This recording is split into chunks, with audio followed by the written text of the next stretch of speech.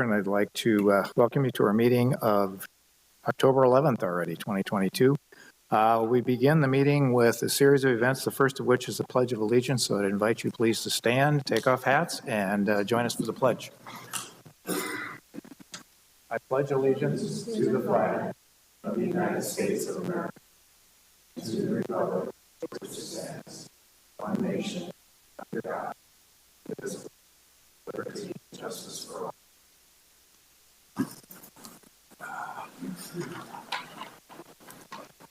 Thank you. Our next agenda item is roll call. If staff would please take care of that. Commissioner Christensen. Present. Commissioner Neal. Here. Commissioner Gibson. Present. Commissioner Davis. Here. Commissioner Covarrubias. Here. Commissioner Jorgensen. Chairperson Kogler. Here. The record will reflect that Commissioner Jorgensen's absent. She did notify us ahead of time that she was not going to be able to attend the meeting. Okay, very good. Thank you. Next, we'll have staff introductions, please. Warren Frace, Community Development Director. Marcy Reynoso and Ashley Peterson, Administrative Assistants. Lori Wilson, Assistant Planner. Keith Bannister, Assistant Planner.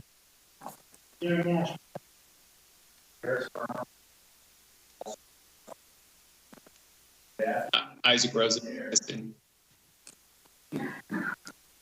Could you repeat your name again, Isaac? You kind of got drowned out. Sure thing, Chair. Isaac Rosen, Assistant City Attorney. Thank you. But also note for the record that staff has some new little desks back there, so it looks like they can work more during the meetings as well. So good deal, Mr. Athey. Okay, item E on the agenda is general public comments regarding matters not on the agenda. So if there is an item that you would like to address before the commission that is not under agenda this evening, this would be time to do so. If you'd like to, just step to the podium and give us your name and address and tell us your thoughts. I see none in the chamber. Do we have anybody calling in, Marcy? No callers. Okay. That being the case, we'll move on to item F on the agenda, which are the items that are proposed to be tabled or rescheduled. Do we have any of those? Yes, tonight staff is recommending that we continue item number 2, that's the Peterbilt truck dealership, to the next meeting, which would be October 25th. There's some additional issues that have been raised by some of the public comments we received today, and we're not prepared to hear that item tonight. Okay, very well. When we get to that item, we'll have a motion to accommodate that, or do you want to do that right now? I'd recommend we do it right now just so the audience and the applicant knows. I think the applicant's in the audience, so you may, open it up if anybody wants to make any comments before you take an action. Okay. I think we all heard that. I trust that anybody that's calling in has heard that as well. Prior to an action by the commission to continue this to the meeting of October 5th, does anybody have anything they would like to address before us this evening? If you do, the procedure would be to step to the podium, give us your name and address, please. And Chair, this is just a note from the City Attorney's Office. I do want to note if we're continuing it to the next meeting, we could take public comment, but we can't engage in a substantive discussion because we're not opening public comment associated with the specific item. Thank you for that clarification. The public hearing is not open on this item, but if there's a general comment anybody would care to make, we will listen to that. I see none in chambers. Do we have anybody calling in? No callers. Okay, seeing none, I would ask the commission if there is a motion to continue this item to October 25th. I will make a motion. I have a motion from Commissioner Neal. I'll second the motion. Seconded by Commissioner Gibson. Is there any discussion among the commissioners? Hearing none, we have. I'm just clarification. We're making a motion. Staff's recommendation is to move this to the next meeting. Is that what we're making? Let me. Thanks. I move to continue agenda item 2, Peterbilt P 22-017, PB 22-02, RZN 22-03, CUP 22-16 for a date certain, the next Planning Commission, October 25th, 2022. And I accept and second that motion. Okay. Thank you for the additional detail. All right. We had no discussion before. Any more discussion? If not, please call the roll. Commissioner Neal? Aye. Commissioner Gibson? Aye. Commissioner Christensen? Aye. Commissioner Davis? Aye. Commissioner Covarrubias? Aye. Chairperson Kogler? Aye. Motion passes 6-0. Okay. We will have this one back in a couple of weeks. Okay, we will continue then, since we've taken care of, there are no other items, I assume, under F to be tabled or rescheduled? No other items. Thank you. Okay, we will move into the public hearings portion of the agenda of now, which there is one this evening. That public hearing is for Sky River RV Expansion Project P21-0071, PD 00-15, CUP 00-14, and AMD 21-04. Property is located at 2525 Theater Drive. The property is APN 009-851-010, and the same digits at the beginning, 011 and 005 for the parcel numbers. The applicant is Sky River RV, Mr. Randy Harding. We will start this with a staff report. Could we get a staff report, please? Yes, thank you. Good evening, Commissioners. This is Lori Wilson, Assistant Planner. I'll be taking us through our first item. As you mentioned, it's an amendment to the Sky River RV Park on Theater Drive. A little bit of a refresher of the property that we're looking at tonight. Sky River, currently located on Theater Drive. They have an existing sales office here, 2 service buildings, and then the remainder of the site is used for RV display, employee parking, and RV service parking. So the 3 lots that you see to the south there, labeled parcels 1, 2, and 3, are the lots that we'll be discussing tonight that they're looking to expand into. So the specific request is to expand the display sales area by approximately 6.5 acres, which would accommodate 200 new and used RV units. They'd also like to provide an overflow parking area, and then they are proposing installation of a 6-foot perimeter fence and additional landscaping. So the Planning Commission has seen this item. They recently, or saw it last May of this year. At that meeting, the Commission asked to refer it back to staff for additional analysis on the landscaping, specifically requesting more dense landscaping to assist with screening and noise, additional options for fencing. There were some neighbor concerns that were brought up regarding noise, so just looking at additional options to help mitigate that. There were some concerns, or just actually more clarity needed on the circulation and making sure that was going to meet city fire standards. And then also a little bit more clarity regarding the current parking layouts and then how the new proposed parking would all tie in and just kind of how it all laid out. So Amber Davis with Quest Planning is going to be diving into the site plan for us and just kind of getting into more depth of the changes that they've made to address those concerns. And Amber is with Quest Planning. She's the owner's representative. Good evening. I'll run you through the site plan here and the changes that we've updated based on Commission's feedback and also on neighborhood feedback as well. So starting off, the expansion lot areas for the employee parking. So on the existing lot up there on the upper left-hand corner, that's an existing based lot that we're proposing to pave to accommodate all of the existing employees on site to park. And just below that will be overflow parking that will be based and allow for extra RV parking for units for sale or for maintenance, as well as any overflow employee parking as well. One of the big updates that we made to the site plan is we moved the western boundary fencing up to the top of the slope to the property boundary and increased the density of the landscaping along that western property boundary. So this will provide a much better visual block and mitigate any actual potential noise as well in that density.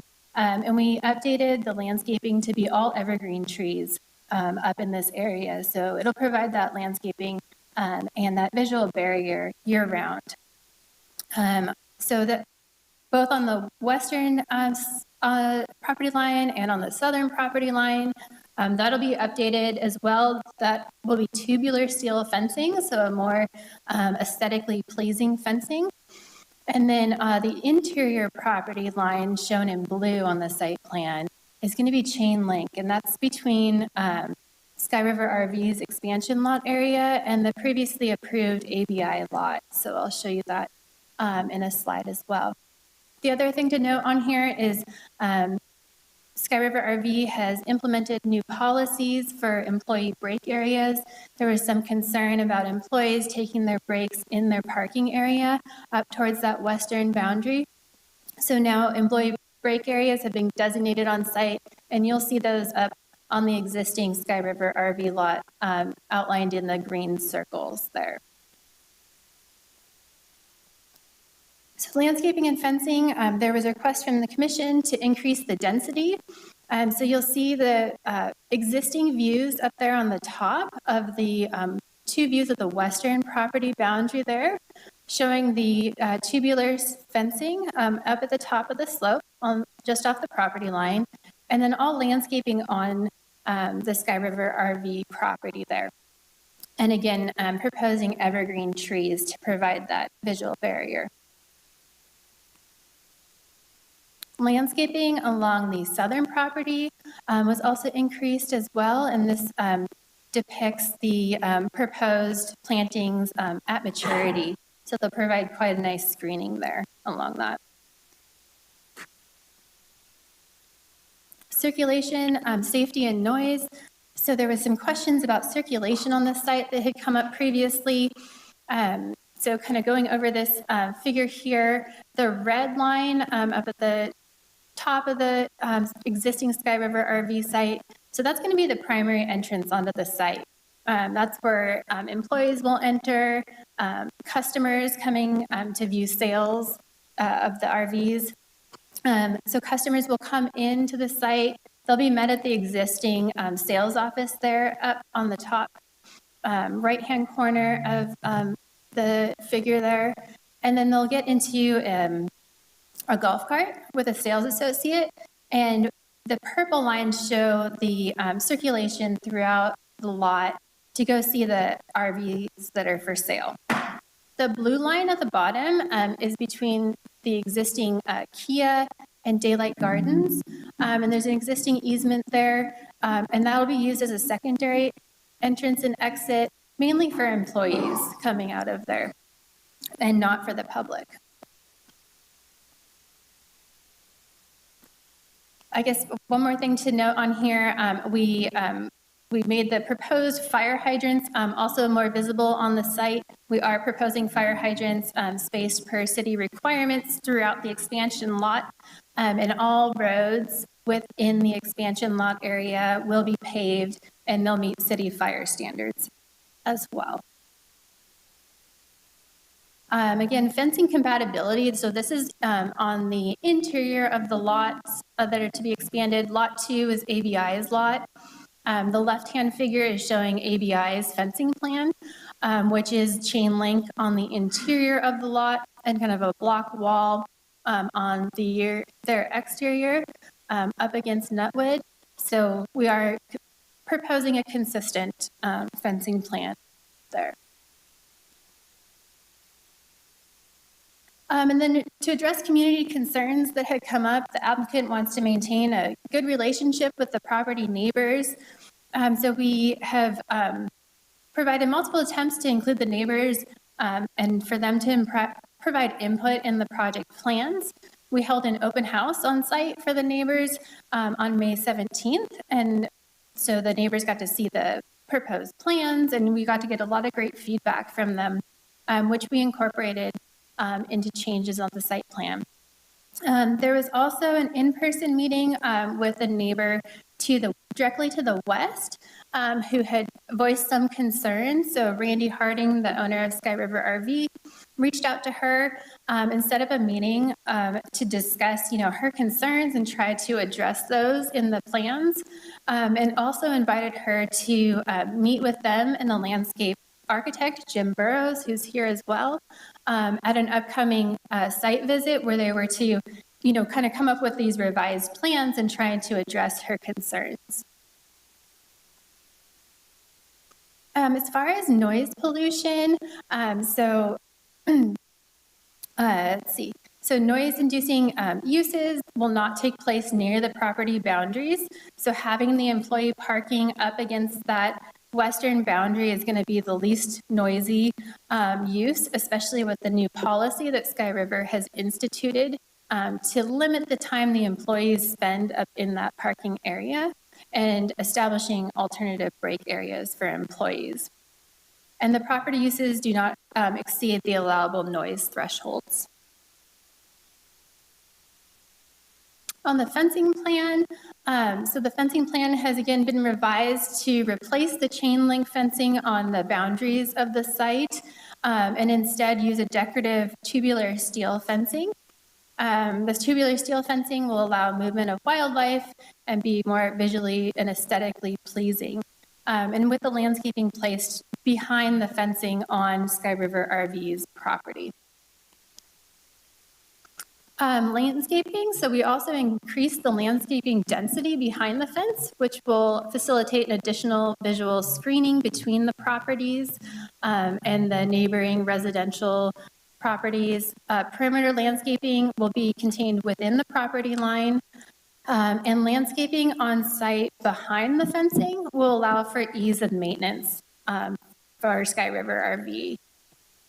All screening trees, like I said, will be evergreen. So I'm going to hand it back to Lori for the conditions. Thank you, Amber.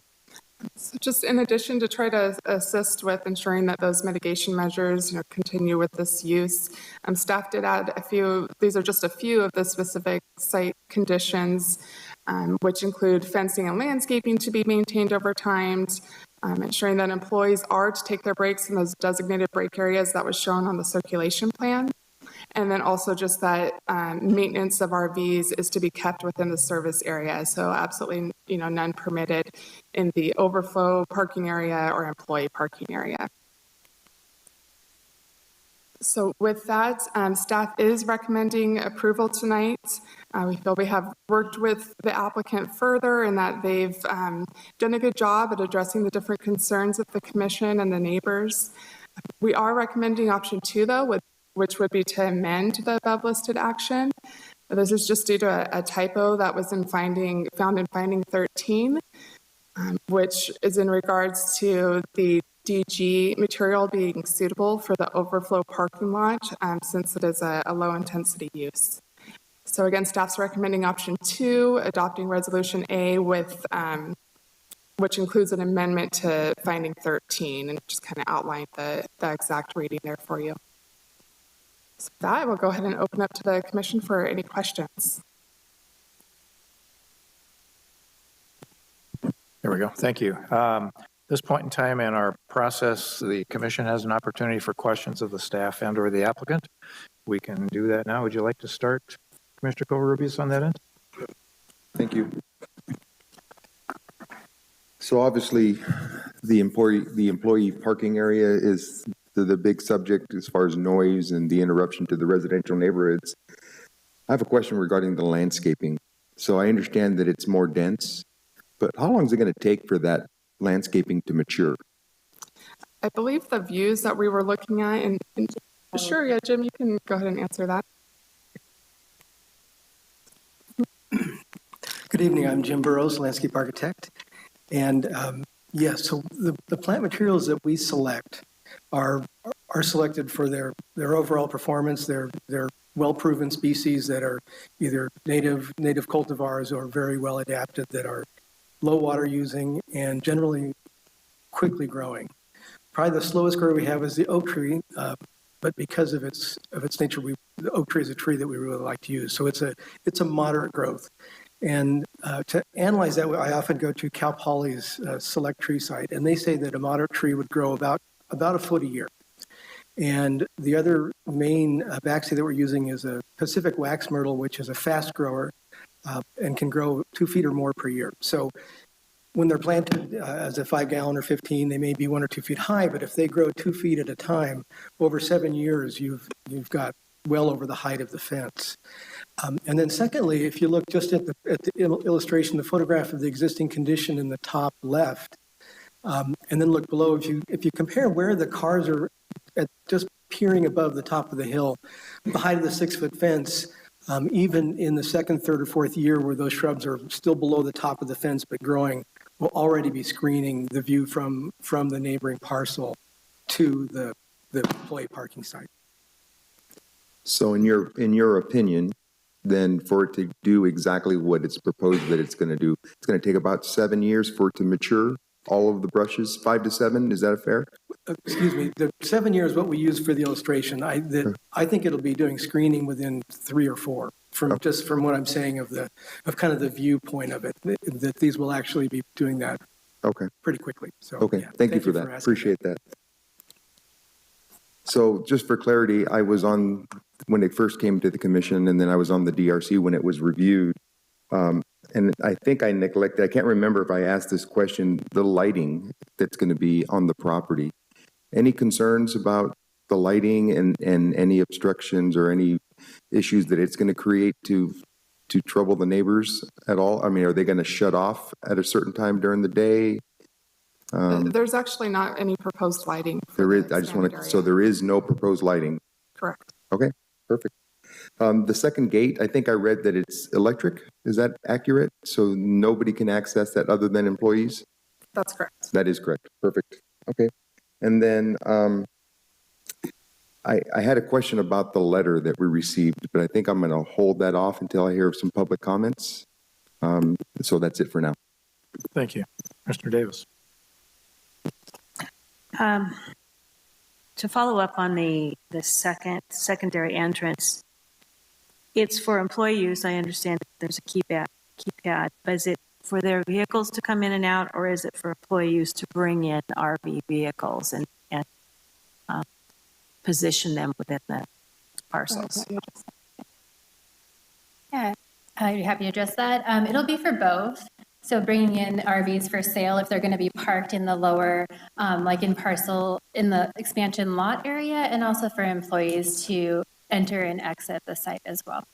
And then in terms of large recreational vehicles coming in the main entrance, would there still be staging there and taking them to the parcel so that basically large RV units will be accessing both entrances? Is that correct? Yeah, that's correct. So the RVs will utilize both entrances. Right now, all of the RVs are utilizing the main entrance there, but we will probably utilize the secondary entrance as well.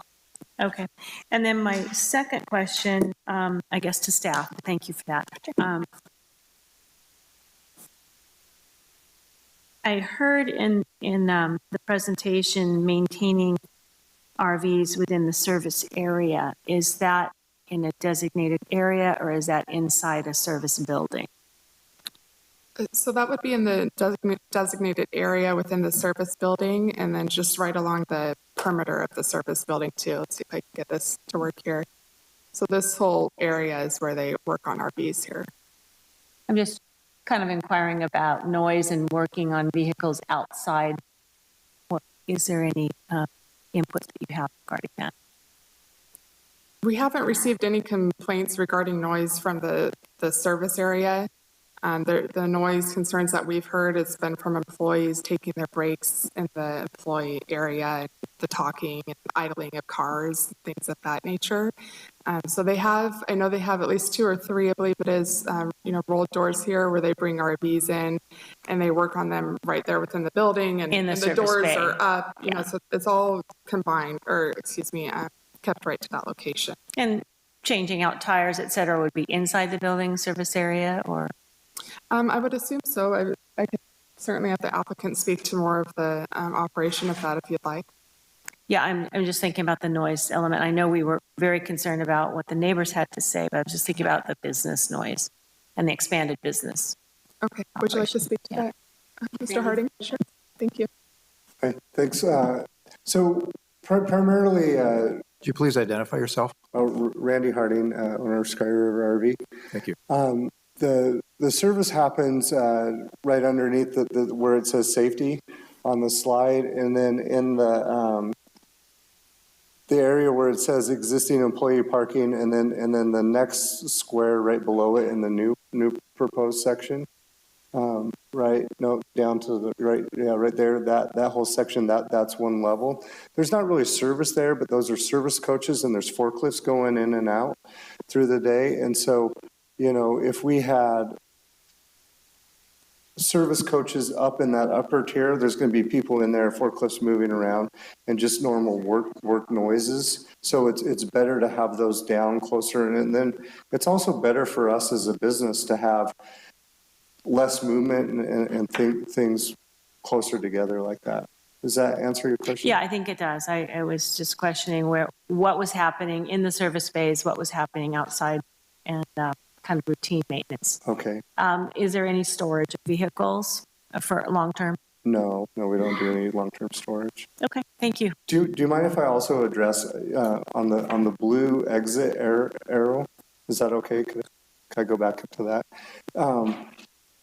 We like to control our traffic flow. We don't want people coming in and out. We like the lot to be secure. So really the main entrance will be for employees and everybody will be the red arrow. If somebody needs to take a coach out through the blue one, that it's more convenient, then we will. But we want that gate closed, and it's just kind of an emergency only kind of thing. So that's it. Thanks. Okay, thank you.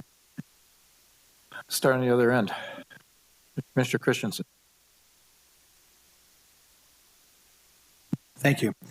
I just have one clarification for staff. On attachment 4,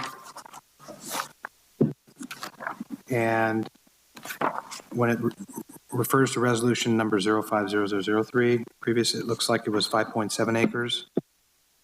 And then in draft resolution attachment 4, it refers to 6.3 acres. This is just more of like a clarification question. If we can. And I don't need that answer right now, so I have no other questions other than that. So just wanted to point that out. It's a little confusing, and So that was on the original resolution from the last time it went to planning commission? Yeah, and I'm sure it's explainable. I was just curious. I didn't know if it's a typo or if it was something that we're just not paying attention to. So okay, I can. That's it. That's it for me. Mr. Neal. So I had a question regarding the Class 4 categorical exemption. And the only thing that brought it up was the reading of the Peterbilt, item. And that item just across Nutwood Circle required a bio study. And I'm not understanding, or I would just like to know why we didn't do one on this property. Yes, thank you for the question. So my apologies for leaving that out, but there was one done. There was a bio study done and a phase 1 ARC study done on this property. So perfect. Thank you very much. That's all for me. Mr. Gibson. Thank you. I just have a couple of, I think, smaller areas of confirmation or clarification. So I think similar to the same thrust as some of my other commissioners I had noticed I was working on this actually online because I was traveling. On page 13, in regards to the west landscaping, it seemed like there was landscaping that was going to be to the west of the fence. So can I just have confirmation that is not the case anymore? that's correct. It's all within the It's all east going to side be of the to fence. the east of the fence? Correct, yes. Okay, all right, thank you. Because I believe what the issue that had come up on that property actually belongs to the homeowner association, so that would actually be incorrect if it was to the west of the fence, correct? Right, they made sure, I know that comment came up at the last one, and they double checked. And I think it was just actually a slight error in the rendering that was showing the landscaping kind of crossing onto the homeowner's property. So they made sure that their new landscape plans were very clear. Unless the homeowner association for some reason wants them to landscape for them. Yeah, definitely. And then again, just this is kind of an oddity for me, perhaps that on trying to figure out what page this is on, but there's a kind of a orange or kind of reddish map that outlines the property, and on Nutwood Circle there's a square corner, and that on L3 it tends to be inset. I'm just kind of wondering what's going on with that. I'm sorry, what page is that? Okay, so you can leave that up there. You see right below the blue driveway, and then it seems like there's some sort of an inset coming off. What is that? That's not a driveway? What is that? What does that belong to? Don't know off the top of my head. Are you able to answer that? Go for it. Or it looks like David might be able to help. Calling a friend. Do Randy Harding, that was when I bought that property. The daylight guy, he had storage containers back there, and he didn't want to move them. He wanted to keep that, so he just cut that off, and so that's not my property. Okay.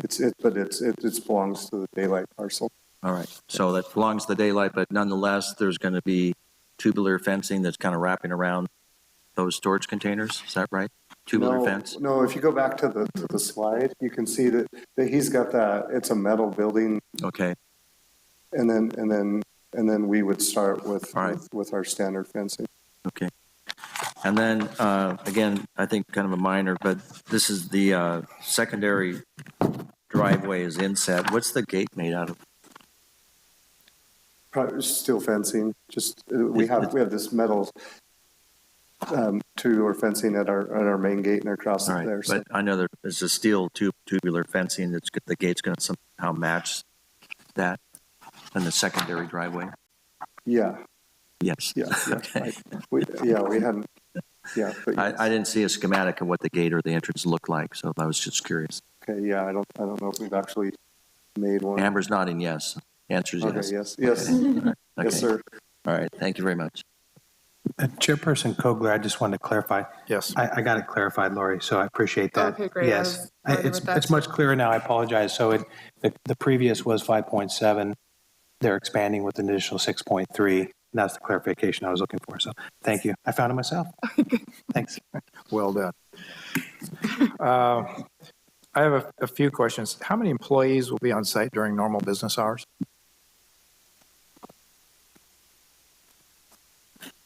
We have about 40 right now. Okay. And obviously you hope to grow. Well, yeah, sure. The reason I ask, I'm curious, does the municipal code require in its section 21.11.040 that employee parking areas be paved? Yes, yeah, employer parking is to be paved. Okay, great, thank you.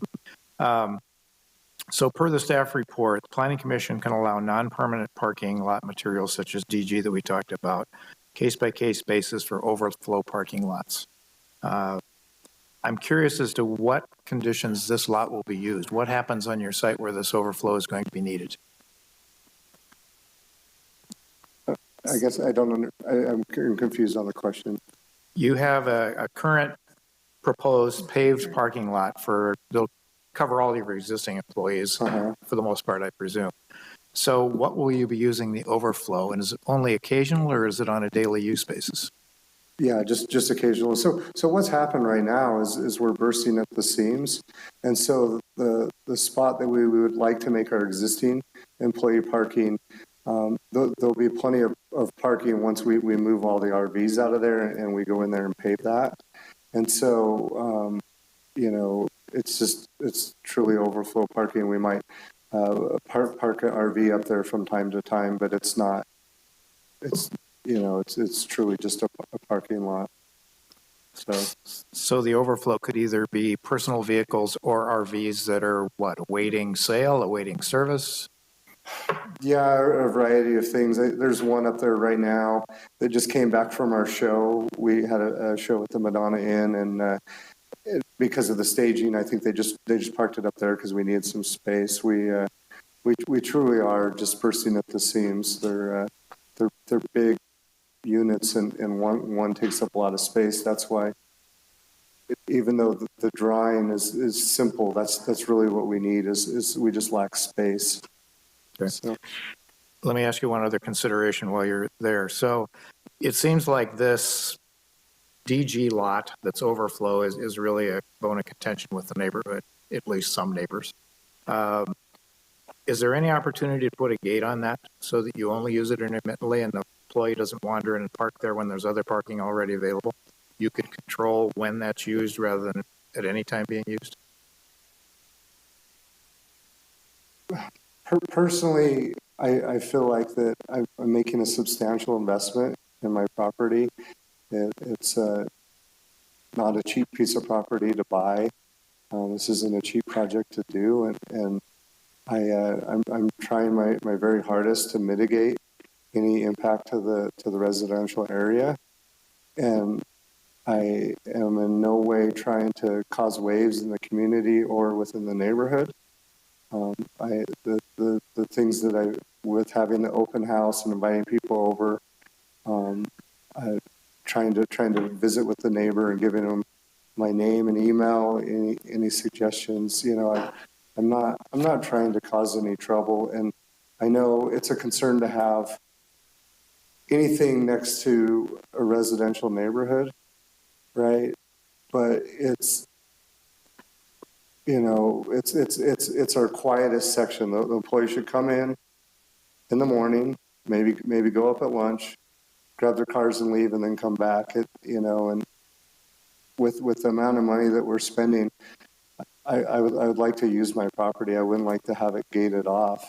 So if you want that upper lot to be paved fully to meet requirements, then I'll do that. But I feel like I should be entitled to use my property. And you are, and I'm not advocating infringement on your use. I'm just asking a question about internal control so that you could make sure that that lot is used as little as possible. That's the nature of the question. I think you've kind of addressed it, so I thank you for that. A question for staff and maybe a ponder among the commission. I'm curious if there should be any limit of the total number of RVs allowed on site.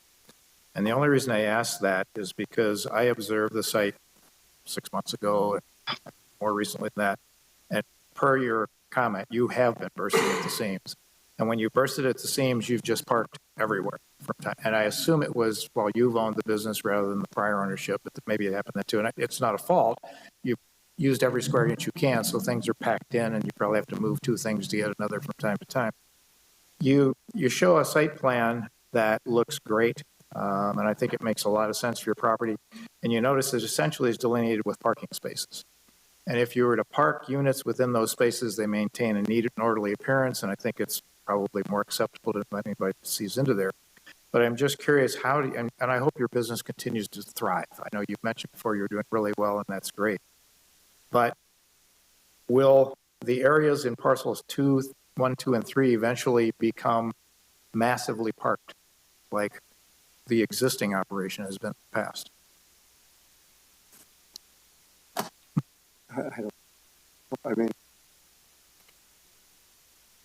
I have no idea. Right now, it looks like it's gobs and gobs of room, and if at that point, I'm sure we need more space, right? But that's a pretty big lot. I mean, we're going to be 12 acres, so I don't know. I mean, it's a decision you're going to have to make. Well, using the numbers of units you have per acre now and applying that, it looks like you could get 400 roughly in there, maybe a little more than that, and still be consistent with kind of the layout that you've shown. So I was just curious. It might not be necessary. There's one problem too with just packing it full of units. It costs me money. I use a flooring credit, and so for every unit that sits there, it costs me money each month. So it's not in my best interest to have it stuffed with units. And then flip side of it, it's not in my best interest to have it stuffed with service units, because the longer somebody's coach sits in there for service, the madder they get. So I need to keep my costs down and my customers happy. So, we just want a smooth running business. The property was available for sale. It met the zoning requirements, and it just made sense. So it's, if I could see the future, I guess that'd be great to have that problem. I hope not. And again, the heart of my questions don't go to criticizing the use, because you're an entitled use there, and I think you do a good job per this plan with what you're trying to achieve. It's simply... And Chair, Chair, sorry to interject. It's Isaac. I just wanted to say I want to ensure we move from just the specific limited questions to the public comment, and then to deliberation after that, to the extent there are potential alternatives. We will act accordingly. Thank you. My last question is for staff. In the Peterbilt report, it states that Municipal Code Section 21-22-080 requires irrigated perimeter landscaping at least 10 feet deep along the front property line, 5 feet deep along the street side property line, and 3 feet deep on interior property lines. Does that interior standard apply here? Is this not under the same rules as the Peterbilt project would be? Is there an irrigated 3-foot landscape requirement on interior property lines? Is there a required 3-foot interior landscape? Correct. That's the standard that was cited in the next agenda item in the Peterbilt report. I'll have to look up that specifics and verify. I believe they're providing more than that, but Okay. I'll Fair double enough. check for you. And I assume the interior would be those that border the lot 2, the blue lines that are on the sheet L1. So you can get back to me on that. Oh, I see what you're speaking to. Yeah. Okay. Okay. I assumed you were speaking Great, thank about you. the properties. Thank Okay, you. any other questions right now of this applicant or staff? Yes, Commissioner Gibson. Thank you for jogging some thought going on for me. Just to kind of follow up on Commissioner Kogler's question, it might be pertinent to ask staff, and this might be Randy Harris. Are those roads considered fire lanes, or is there any sort of ordinance requiring those to be kept open for fire and safety purposes? Hi, Randy Harris, Fire Marshal. Yes, those are fire lanes because it's a combustible product that's parked there, hence the size of the fire lanes and the fire hydrants. Okay, so to kind of follow up about the concern, those about parking, to some extent, the parking would be limited such that the fire lanes weren't blocked. So, they can't just be parked really anywhere. They have to be parked out of the fire lanes, correct? That's correct. They should be parked in the spaces indicated there in the diagram. All right, appreciate it. Thank you. Any other commission questions? Hearing none, we will open the public hearing and take comments accordingly. We will take them from those in chamber as well as those who are calling in. What we typically do is go back and forth. We'll take a couple of comments from people who are here, and then we'll see if anybody's calling in has comments, and we'll come back here again. So if, as the gentleman who's approaching the podium right now, if you have questions, please come up as he just did, state your name and address for the record, and you have 3 minutes to provide your thoughts. Thank you. My name is Dan Pitts. I'm at 123 Via San Miguel in Paso Robles.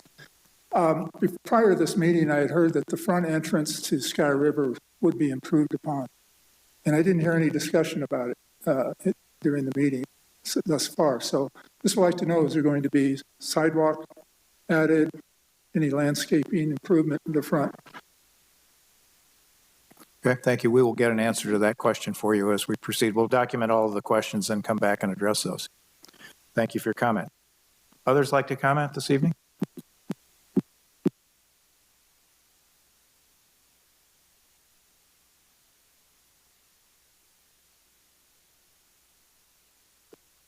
Hello, I'm Lee Carvasi. I live at 296 Nutwood Circle, which, as talked about earlier, is the property to the left, as the illustration shows.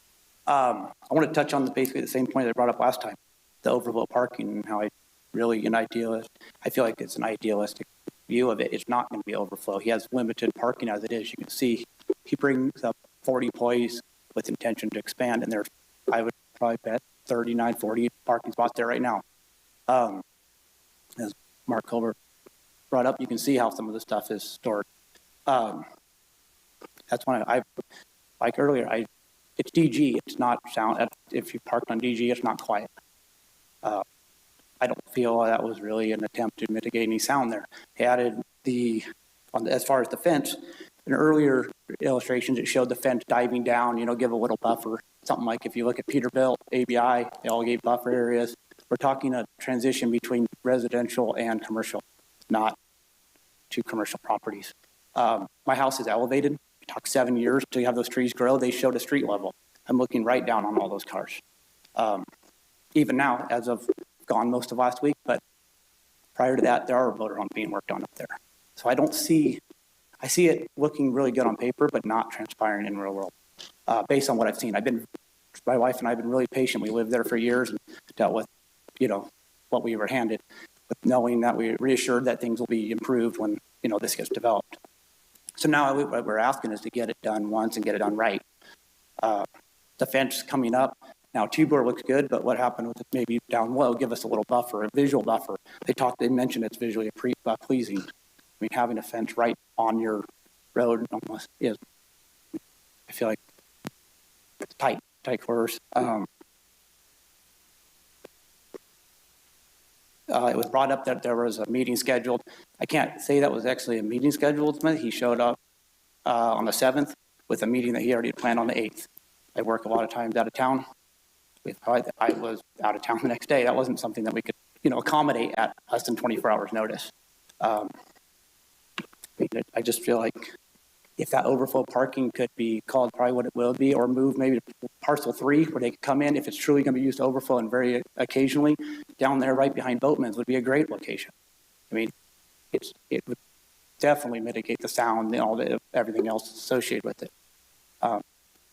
Basically, those are my concerns. It really goes right back to the landscaping taking 7 years from my ground level. It's not, a 7 additional years. I've been there for over 10 years now. Yeah, I just want to see things get improved and done once and done right, because I've seen how it can be as it currently is. Thank you. I guess. Appreciate your time. We'll take one more and then we'll go to callers calling in. Yes, ma'am. Anyway. We'll find out. Carol, we met. I live at 245 Nutwood Circle. And my concern or comments tie into the first gentleman's comments. The very frontage on Theater of Nutwood is of great concern to me as somebody who walks on Theater on a regular basis. It is the only place along Theater that does not have sidewalks today. So as this project advances, it is really important to me personally, and I think a lot of the people that walk along Theater, for there to be sidewalks on the frontage along there on that project. So we would ask that you definitely keep that. From what I read, it's there, but let's not let it slip out. So, thank you. There's nobody online now.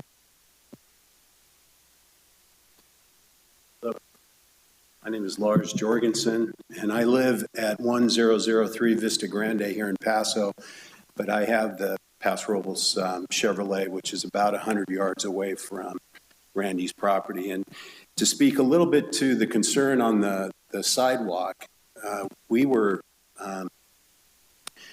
granted that property to the city, and from what I understand, the other properties have got the same obligation to the city, and that the city was to improve that property. When are they going to do that? That would be, I don't know. But I just want to speak to on behalf of Sky River RV, and being a business owner on the street, I understand what it costs to have property sit. I understand what it costs to have loss of revenue. And I also understand what it means to have a loss of being able to employ more people. And the amount of money that dealership currently produces is substantial. And it's not just the tax revenue as it is for the people that work there. He says he's got 40 full-time employees. Those guys are showing up and those gals are showing up because they have a family, most likely in themselves. They got to provide for it. And he's giving that opportunity to us. His commitment to our city is huge. And I have personally witnessed his stewardship back to our community and giving back to many different entities that serve the perhaps under employed and perhaps the ones that need our help the most. And I have personally witnessed that. And I want to speak to that because I think that's important. He's been a great neighbor to us. The property's within the guidelines of what he's asking for. He's paying the fees. He's paying the taxes. He wants to produce more tax revenue. I would ask you to grant him permission to move on with his project. And I thank you very much. Good. Thank you for your comments.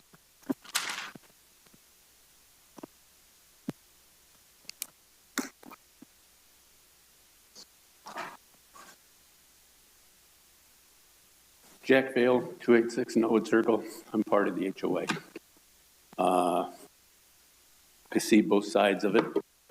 Randy's been very open for us to visit with him and talk with him. And I understand the concerns of my neighbors below me, and I respect that. The question I have is, I understand he's jam-packed in parking lot that's to the north side on the west corner. Is that 40 parking spaces? How many parking spaces is that? The one's going to be paved up there. If you, excuse me, if you'd address questions to the dais, we'd appreciate that. How many parking places are in there? Can you clarify that, please, Larry? Was there 40? For the existing employee parking area? Right, yeah, that area there. Oh, gosh, I believe off the top of my head it was 40, perhaps 36, but I think it was 40. I mean, if we're hanging around 40, I don't see the need up above for the additional parking. The entrance, the little purple arrow that comes in on the east side. Yeah, right. No, that one. What is that? Are you going to have trailers on the east side? I just want to note for the record that all questions during public comment, we can't answer substantively during the public comment period. So those should be, as the chair stated, addressed on the record and can be okay. Well, that's my question. We are keeping track. Okay, that's my question is what's on the east side of that, and that roundabout little circle there, is that a turnaround for trailers? Is it, what is it? That's my question. Okay, thank you. Very good. Thank you for your comments. Do we have any others this evening? You weren't last. Anybody added to the call-in list, Marcy? No callers. Okay. Hearing none, I'll give one last chance. Anybody would like to address the commission? If not, I'll close the public hearing and bring it back to the commission. I'd like to first address the questions that were offered. A couple of them, I believe, fall in David Athey's camp regarding the improvements along the street frontage. So if you would be kind enough to address the couple of commenters that ask about that, we'd appreciate it. Good evening, Chairman Kogler. This is David Athey, City Engineer for Paso Robles. Yes, this project is conditioned to dedicate land for the frontage and construct the sidewalk, curb and gutter, and do widening. And that's in the conditions of approval. And when this comes in for a grading permit, we will ensure that an encroachment permit is submitted to the city and we get the offer of dedication and the improvements bill. So I think that was the first question. I think it was two folks that had that question. Right. I believe that question was posed twice. So you gave one answer and took care of both of them. Very well. All right. Thank you. There were questions, actually there were a number of comments about the use, but I think at the core of maybe the questions was one that asked, how do the conditions that the city places on this ensure compliance over time? You know, if we say one area is going to be a parking area not used for something, or an access is going to be open only certain times, how does the city enforce those provisions? So those provisions would stay with the use permit over time, and they're essentially, they're generally complaint driven. So if we get complaints from the neighbors that, hey, the employees seem to be taking their breaks back in this area, we have that condition of approval tied to the conditional use permit and the plan development. So we can go back to the applicant and discuss that with him. I mean, essentially, bottom line, worst case scenario, their use permit could be revoked. Okay. So if it's a question on activities that are going on, or a question on maintenance of landscaping or anything else, if somebody calls, there will be some response that will occur? Yes. Okay, very good. Thank you. Then there was a line of questioning about the secondary entrance, what was going on there and what was on the east side of that, and then a turnaround as well was discussed. Can you address that? I believe the question was just, what is this purple arrow indicating? And it's just showing, further circulation paths. So should they need to pull an RV unit in here to utilize this overflow parking, or an employee wants to come in, this is how they would access it. And that may have been part of it. And I interpreted or misinterpreted that maybe the bluer of the purple arrows too, which is simply the secondary access that's gate control and really only used for moving product in and out of the site, from what we've been told this evening. And then there is the little kind of cul-de-sac bubble at the bottom of the overflow lot, and that will be paved as per the plan, it appears, and that's simply for access and convenient turnaround to get back out of there, correct? That's correct. Okay. All right. I think hopefully that covers the questions that were posed. I did just do a quick count on the civil drawing. So yes. There are 38 parking spaces at the existing employee park All right, thank you. in the draw. And if you'd like, Commissioner, I can address the landscape setback question as well. So that is correct, and thank you for bringing that up. There's a 3-foot interior landscape setback that would be required along this interior fence line here. So staff can certainly work with the applicant when they come in for, they're not going to be coming in for a building permit, but they'll be coming in for a grading permit. So we'll be reviewing the landscape plan along with that, and we can ensure that that's addressed. Okay, thank you. It's a pretty minor addition that's easily accomplished. Okay, we are coming now back to the commission for discussion. And why don't you start us off, Commissioner Neal, since you had the last comment. We'll bounce around a little bit on the commission here for that. No further questions. No further questions or discussion. Commissioner Christensen. I have no further discussion. Commissioner Gibson. Yeah, I appreciate all the comments and input from people take the time to come and talk, give us your ideas and thoughts and concerns. So could we get a clarification or maybe have a little bit more information in regards to the parking for employees? So I understand like where they're going to go, but I thought Randy said that he has about that many employees now. And if we're going to be expanding, what's the thought for what I would anticipate being an expansion of employees? How's that going to be handled? Amber Davis of Quest Planning. So the existing parking lot that will be paved up there in the upper left-hand corner is a total of 38 spots. Right. Existing on the site, there's also about 15 to 20 spots already existing on the site that the employees can utilize as well. And you'll see those around the existing buildings there on site. So any expansion of employees, they can utilize those areas as well as the overflow parking if needed. So Amber, I appreciate that information. I personally, and I'm just, maybe I could get a reaction either from you or from Randy. What is the maximum number of employees as this builds out? Because if you have 38 now and you're going to, what is that, like a 200% growth in size? How many employees are we talking about? Because I'm anticipating that maybe that's not enough parking spaces. Yeah, so I can address part of that, but Randy can probably talk to the future employees.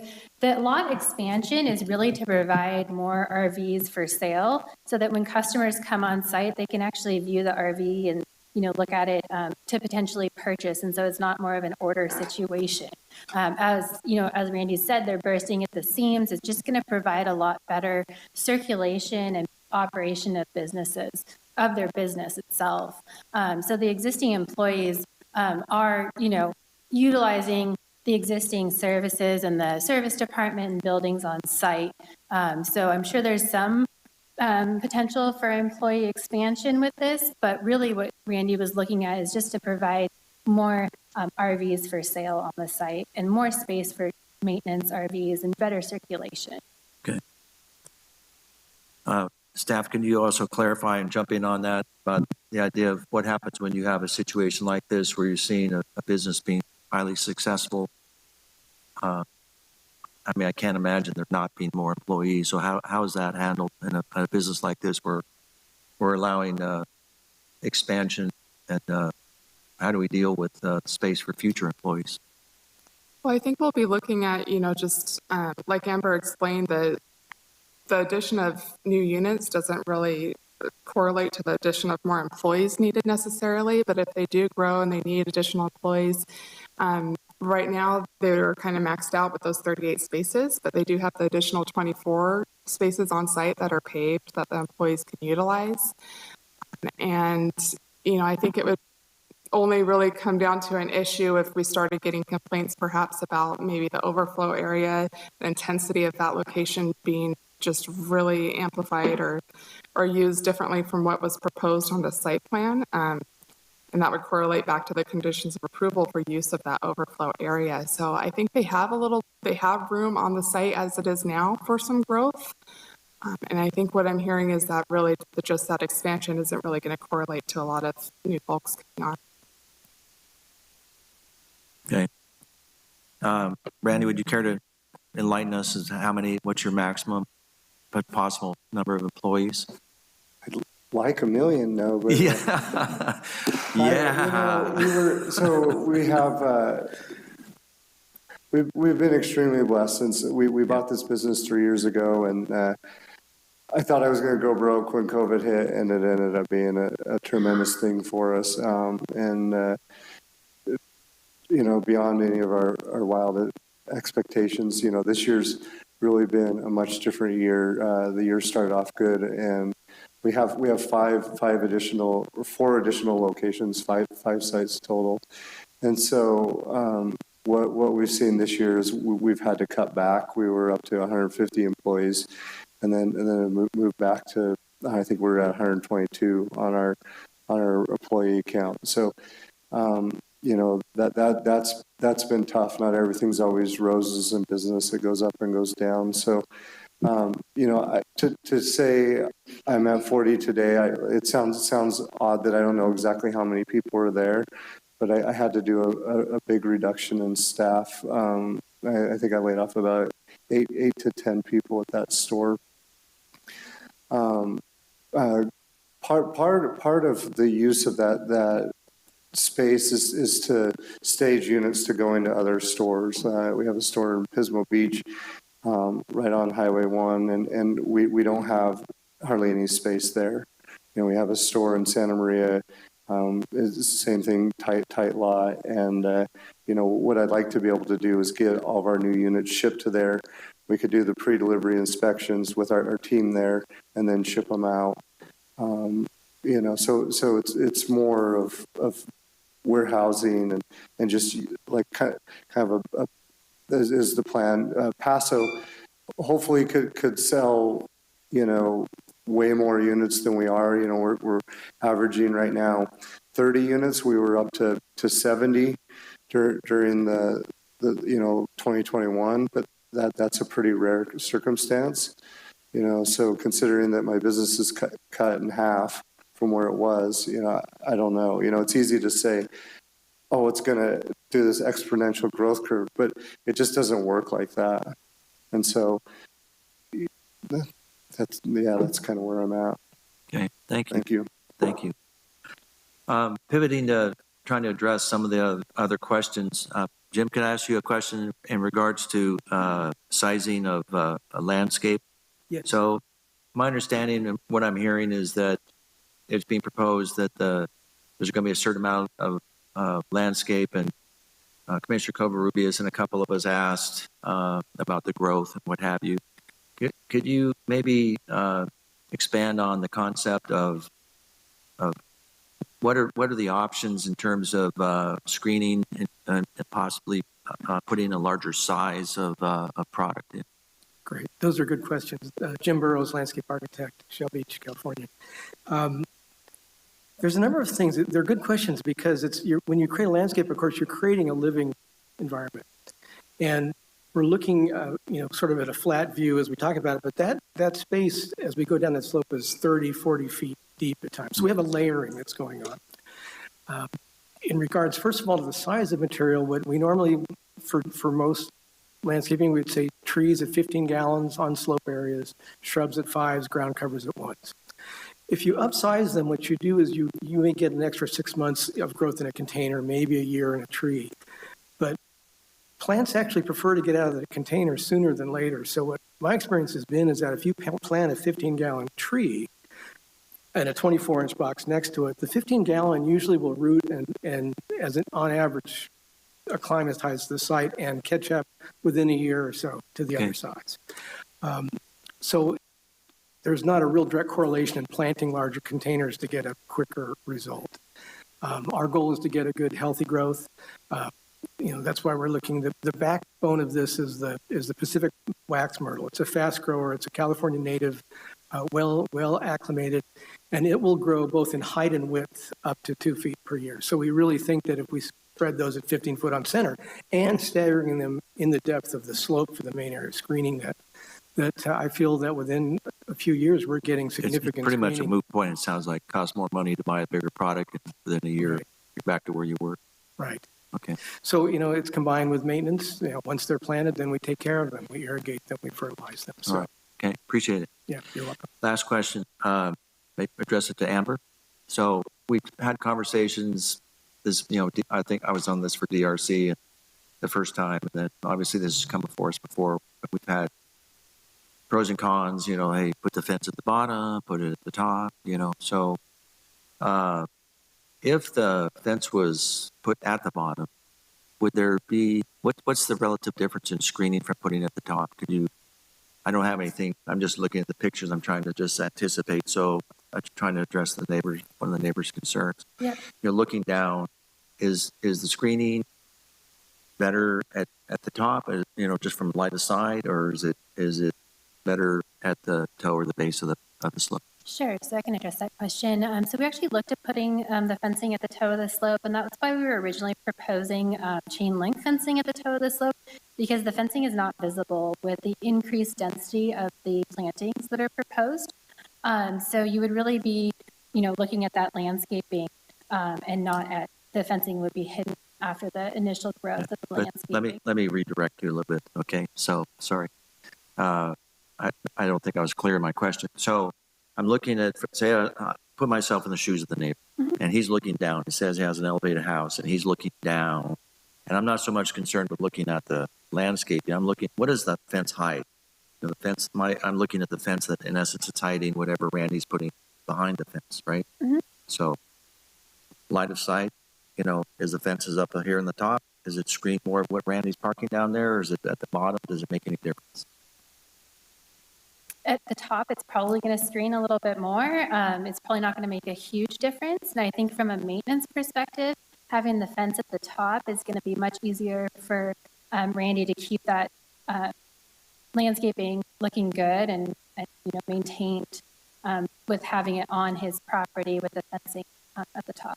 Okay. All right. Thank you. That's all my questions for now. Appreciate it, guys. Commissioner Davis.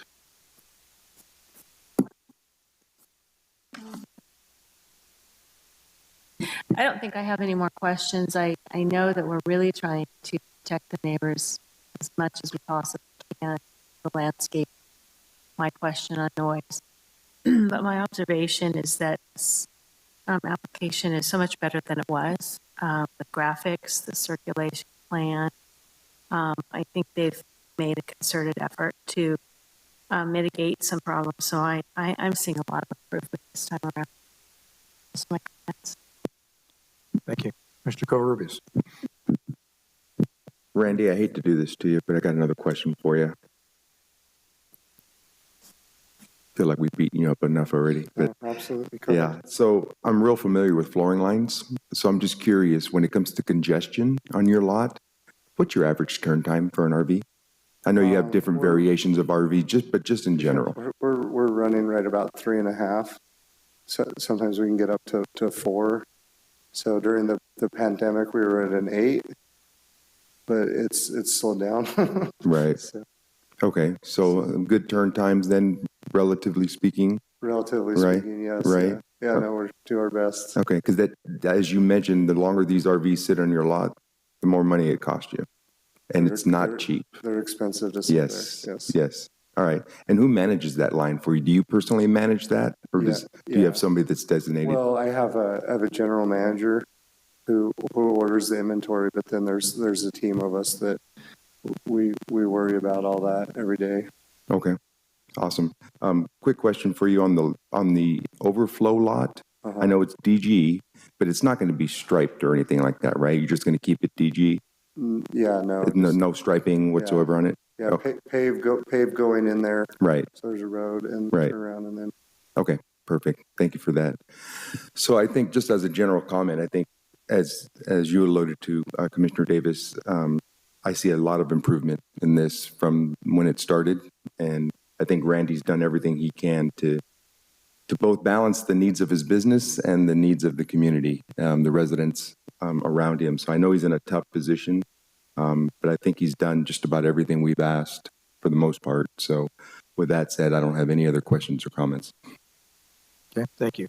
I do have a question for Commissioner Covarrubias. Turn times of 3.5 to 8, 3.5 to 8 per what? per month, year, day? Yeah, so obviously you want to try to turn it the faster in number of days kind of thing, but I mean, just like a dealership, right? A car dealership, you got turn times for flooring lines. We have a couple that could answer that. Those were per year. If you can turn your inventory 3 times a year in the RV industry, that's the standard. So, thank you. Yeah, we would like to learn things here. That was one of those. My only comments are that the commission has asked a lot of questions tonight, and we are charged with trying to make sure that projects are compatible to the degree that they can with the surrounding development. And I would agree with the others on the commission. I think the plan changes you've done over time have taken great strides to do just that. I do like the landscape changes that you've made. I like the fence at the top because I think it creates kind of a finished edge along that street, which I think is important. And so I think this has gone as far as it reasonably can go in satisfying your internal needs with the external needs as they relate to the properties around you. There are some safeguards in place that should problems arise that are noted by residents, they have an avenue to pursue those with the city. But I trust the business will operate consistent with all of the approvals and conditions that we have that we're going to talk about tonight. So those are my only comments. I like the project. I support the project. I think it has come a long way as well. Commissioner Gibson. Yeah, just, I'm recalling that at the beginning, staff indicate, there it is. Could you clarify again, you're recommending we do option 2. Could you clarify again so we fully grasp what it is, the changes that Yes. you're suggesting that be made part of a motion? Yes, so the change was there was basically a typo in the resolution for finding 13. So there's an exemption within the municipal code that allows the commission to approve using DG material in overflow parking lots.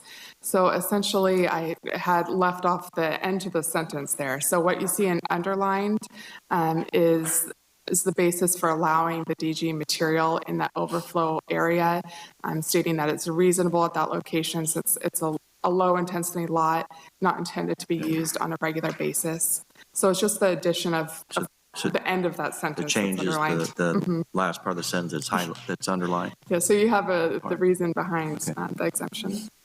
All right, I'll just take the opportunity to say that you always balance the interests of the owner.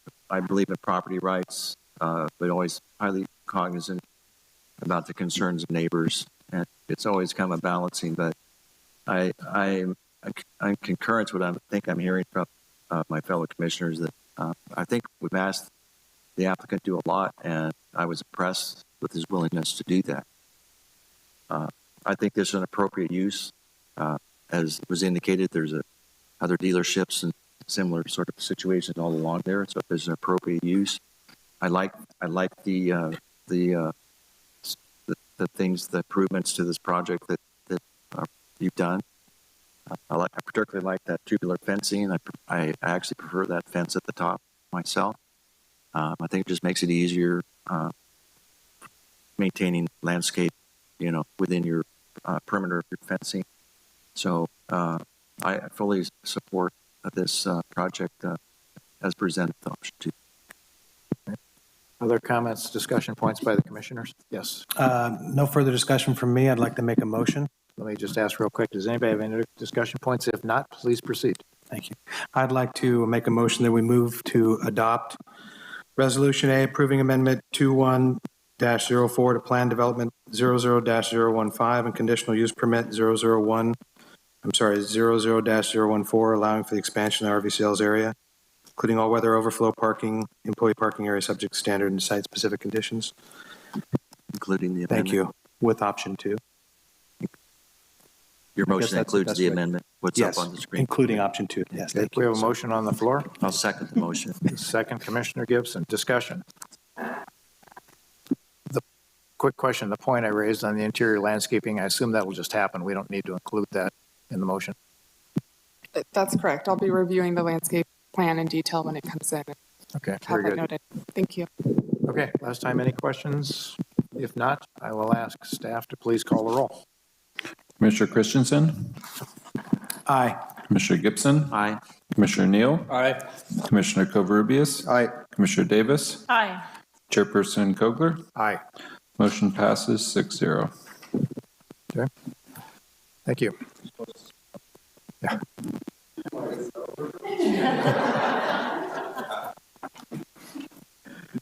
Okay, we will move on with the agenda. Second public hearing that's on the agenda this evening, just for anybody that's tuning in at this time, has been continued to October 25th. It will be heard at that time, and public comment will be taken at that time.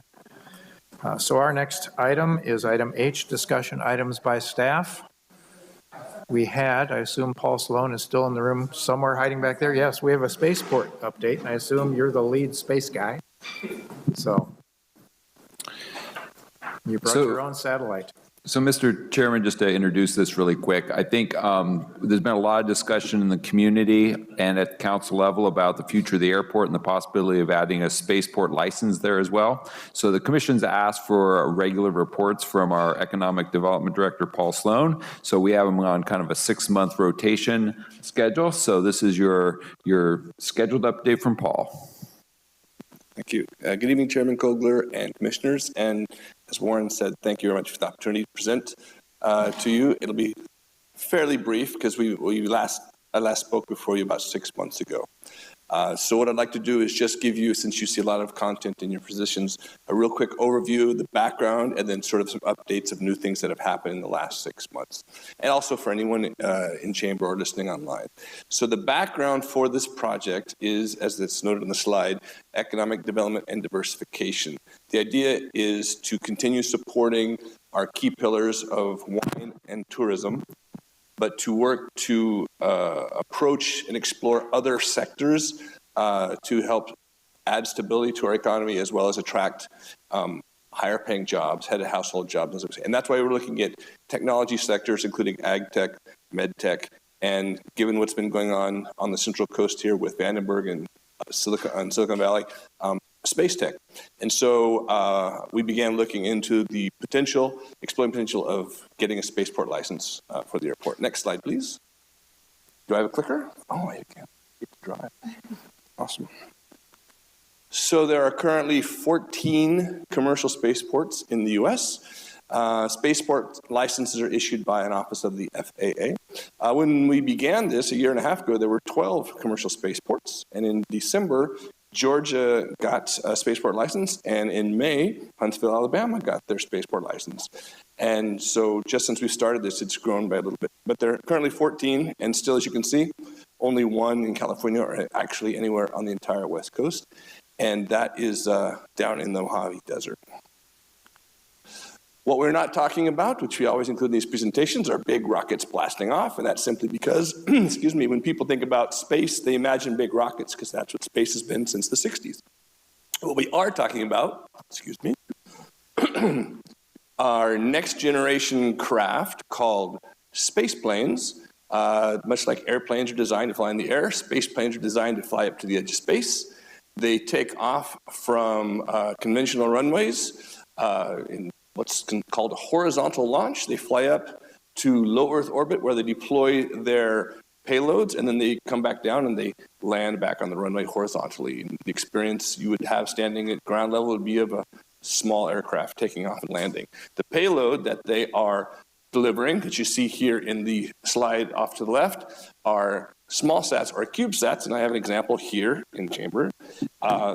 There's Mayor Martin and Airport Commissioner Bill Britton holding full-scale CubeSats just like the one here. And one thing that a lot of folks didn't know, perhaps still don't, is that the CubeSat standard was invented at Cal Poly back in the 90s. And so it's become quite a successful standard. This photo is taken at the CubeSat lab down at the Aerospace Engineering Department down at Cal Poly. The CubeSat standard was originally designed for academic purposes because it's easier and less expensive to produce. However, the vast majority of CubeSats that are produced today are for commercial purposes. And as an example, looking at all of the satellites that were launched last year in 2021, all the satellites went in space, 94% of them were in the small sat category. And that's largely on the commercial side. The craft taking them up, the space planes, these are some examples. There are several dozen companies working on these. These are next generation craft, all of which are still several years away from sort of commercial viability. And they're located all over the world in different places. There's in the UK and New Zealand and Canada, here in the US. The allure of the space plane model is reusability. Whereas on the vertical launch, although they're working to reuse parts of those boosters now, pretty much you have to build a new rocket every time. With the space plane model, it's reusability. The craft goes up, delivers the payload, comes back down, and you still have a space plane. So you're paying for fuel and the service, and your operational costs drop by as much as 90%, which when the threshold to space logistically and economically is lowered, then the chance for expansion expands greatly. In the lower right-hand corner is a company called Dawn Aerospace. They're headquartered in New Zealand and in the Netherlands. Their craft started flying a year ago, last August, so a little over a year. And as of a few weeks ago, it had completed 48 missions flying. And that's what this craft looks like flying around. It's flying based out of New Zealand. And people often ask, how big are these space planes? Their space plane measures 16 feet long and fully loaded with fuel and cargo weighs about 600 pounds. So a couple people can push it around on a dolly, and that helps give people an idea of what we're talking about for a space plane. They have, this is the one that's been flying for 48 missions. They have on the plans at some point, 5 to 7 years down the road, to have a larger version, which would be roughly the size of like a Gulfstream jet at some point, just for economies of scale. They have the next iteration of this craft with an enhanced propulsion system will be launching in November. It begins its first flight November 1st. So interestingly enough, Dawn Aerospace, this is not their primary business. Their primary business is actually small sat propulsion systems. And so when these CubeSats are launched out of the space planes, they have what you see on the screen, these little tiny jet engines on the bottom that position the CubeSats autonomously into their designated orbit.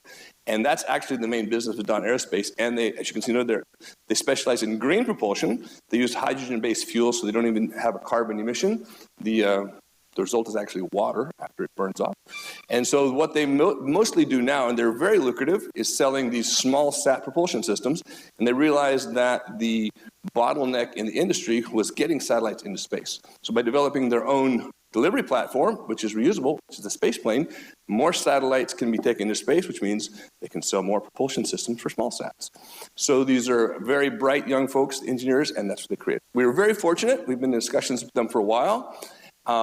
And just this last weekend, on Saturday, we had one of the co-founders who's based in the Netherlands, a gentleman from New Zealand, and someone out of their brand new U.S. office in New York come and spend Saturday with us. And so went down to Cal Poly at the engineering department, and when you get 50 engineering students out on a Saturday morning by choice, you know you've got something that's kind of exciting. And they didn't want these guys to leave. It was just like these are rock stars in the engineering world. And it was great for us to have this company see this, because when you're trying to attract technical companies, one of the very first questions they ask is, what about the talent pipeline? Can we hire people in your location? Because we're not going to pay to move them. And we took them right to the brain factory right there. And these kids were just asking us, I have no doubt when we finally got out of they had 45 resumes in their email 10 minutes later, because these kids were like, wow. Because as you can see, the gentleman talking there, he's just a few years out of university himself. And now he has a multi-million-dollar company operating in several countries. And these kids are going, wow, that could be me. So we visited the Jet Propulsion Lab at Cal Poly, as well as the CubeSat Lab and the machine shop. And so when they say learn by doing, the folks from Dawn Aerospace really saw that this is a place that we have the place that we can deliver that. Then we came up here to Paso Robles. We spent the afternoon out at the airport. There we have Mayor Martin, Airport Commissioner Bill Britton, the folks from Airport Manager Mark Scandalis, and then the folks from Dawn. And so we discussed potential of having eventually a space plane based here if we become a spaceport, get the spaceport license. Our large runway is 6,000 feet long. Their craft needs only 3,000 feet to take off. It's just, when you hear people talk about having to extend, it doesn't even need the space that we have now. And their infrastructure needs, as they told us, they says, well, we need a hangar, and if we have an office, that'd help too. So it's pretty easy on that side, but that would get us in the game for delivery. In the conversations we had with them, between Cal Poly and as well Dawn, we've sort of organically grown to the niche of the university R&D world, because everyone looks at the high-paying commercial sector, but actually all the universities, like in Cal Poly, students will wait 3 to 5 years to get their project on a lift, on a launch up into space. And that's the same for every university that's got an engineering program or any R&D. And there are a lot of universities with engineering programs, and that's an unserved market. And so the idea that we could actually become the focal point for academic engineering for space resonated obviously with Cal Poly, but with the Dot Aerospace as well. But that was an excellent experience, and they left, actually they were supposed to leave to go to Silicon Valley, and instead they decided, they spent Saturday night, and they went out, and the guy from the Netherlands wanted to eat Mexican food, and Mark from the airport took him to Pine Street, so they got the full Paso Robles experience, and they saw people wearing cowboy hats because it was Pioneer Day, and they said, what is this town? So they sent us emails, they're just in love with the place, and they saw all the available the space out in the land, etc. So that's a bit about on this last Saturday. These are some companies that have signed letters of intent to work with us already, that are working in the space arena. And Stellar Exploration, just one example, they actually also design CubeSat, small sat propulsion systems. They're providing the propulsion system for a NASA project called Capstone, which actually enters lunar orbit next month in November. You'll probably be seeing some press releases about that.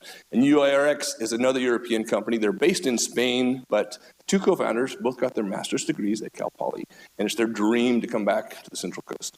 So that's just some examples. By far, the most important letter of intent is the one that was signed between the city of Paso Robles and with Cal Poly directly. So this is Mayor Martin and President Jeffrey Armstrong of Cal Poly, and this was the letter of intent that we signed to work as partners, which has just been phenomenal. And as you may have heard me say in the past, the name brand recognition of Cal Poly alone in the engineering world is attracting businesses because of their reputation. So beyond the LOI, Cal Poly has subsequently presented a very detailed proposal. The first part is filling out the very detailed application to the FAA for the actual spaceport license. And this will be utilizing the aerospace engineering faculty as well as students. And by working with the university and their expertise, it actually is going to cost the city about 1/10 of what the city had thought it was going to cost us based on quotes we had received. So it is substantially less expensive, and it just further enhances the partnership. And apparently the students are lining up to be part of this, because who doesn't want to say, I worked on a spaceport when you put it on your resume? The second column is to work on the ecosystem mapping, and this is for the tech corridor, which I'll talk a little bit about. And this is sort of the companies that we'd be able to track in the ecosystem around a spaceport. The spaceport is more or less the transportation hub, but the companies that build the parts and all the things that go with it. And Cal Poly is particularly well suited for that, because they know all these companies, and that's where all their graduates go get jobs. So they know, they have the black book and the Rolodex to contact those people. And the third, which is very important, is working in tandem with Questo on educational and training programs for workforce development, because if we bring in the jobs, we need to have the people to fill them. As just a side note, in August, about a month and a half ago, the state of California announced the formation of a space industry task force. The state didn't even have one. And with the stated goals of attracting new business, including international businesses, growing California's workforce, providing more well-paying jobs, expanding research and development in aerospace and advanced manufacturing, building more testing and launch capabilities, working with California's higher education and creating new models for public-private cooperation. All of the points align perfectly with what we've sort of been working on for the last year and a half. So we're pretty encouraged by that. And one last thing, just because it was in the news last week, is John Deere has announced, launched an RFP for satellite communications to incorporate into their farm equipment. A lot of times we see the launches and we think of the satellites in space, and we lose sight of the real world applications down here on Earth. And so a lot of the satellite communications are used for communications, others are for water resource management, crop monitoring, things like that. In the case of John Deere, it'll obviously be for crop management, but just like we have self-driving vehicles, they're coming out with automated farm equipment. And so if it's all controlled through satellites, that's just another way where we can leverage our ability to produce food and feed the world. one of the things that we've talked about in the past is we were on a dual path. So there's the triangle area is the airport up to the upper right, and then the purple line is drawing around sort of the area we've designated as, we're calling it the tech corridor. This is where we hope to attract the businesses to, and in that area is particularly where you as commissioners will come into play, because this is where there are a number of developments in various levels of development, such as on Wisteria, we have the Paso Commons, which I'm sure you're very familiar with, the 22-acre campus with the buildings there. Just at the end of Wisteria with the new airport road, which is in process, we'll have additional development areas around that as well. Just where New Airport Road intersects with Dry Creek, we have a 60-acre parcel, which will be is in the process to be subdivided to create the plan to create a business park and tech park. And just diagonal across that intersection is, of course, the landing project, which is located on the site of the old boys' school, the correctional facility out there. On city property at the airports, this is a page out of the feasibility study that was conducted by Tartaglia Engineering when we first started to see if this was feasible, which they found it to be. The blue areas are actually, it's almost 300 acres that they've identified as land that could be developed. Here it says for potential spaceport areas, but it's basically land that could be developed for buildings or things like that. So all of these things is sort of in our wish list quiver of tools to try and build things that we can attract people to. So when we think of the tech corridor, it's these and other developments in that area, because we can't really do business attraction until we have a place to attract the business to. And as you, I'm sure, are aware, our commercial industrial spaces inventory is very limited today. So having these projects come online, and that all will pass through your doorway at the commission, so you'll be part and parcel of this process as we go forward. Continue to work on the application for the spaceport license, which Cal Poly plans to submit next summer. At the same time, working with various developers as they go through the standard process to begin to create those spaces that we can hopefully bring those two together and bring in the businesses with the jobs that go with that. And with that, I'll be happy to try and answer any of your questions. Thank you, Paul. You've been busy in the last 6 months based on what we just saw. Questions for Paul? Comments? Paul, the point person at Cal Poly who is applying for the application? Professor Abercrombie is going to be leading. She is a top aerospace engineer in the aerospace engineering department. And we also have the dean involved. Professor Abercrombie will be the main person leading the team. President Armstrong is personally very supportive, but it'll be Professor Abercrombie. Okay, because I can honestly tell you, I teach there, and I teach in a different department. I know that the word has filtered down to the Cal Poly students. They're all talking about it. They all want an internship. They want this.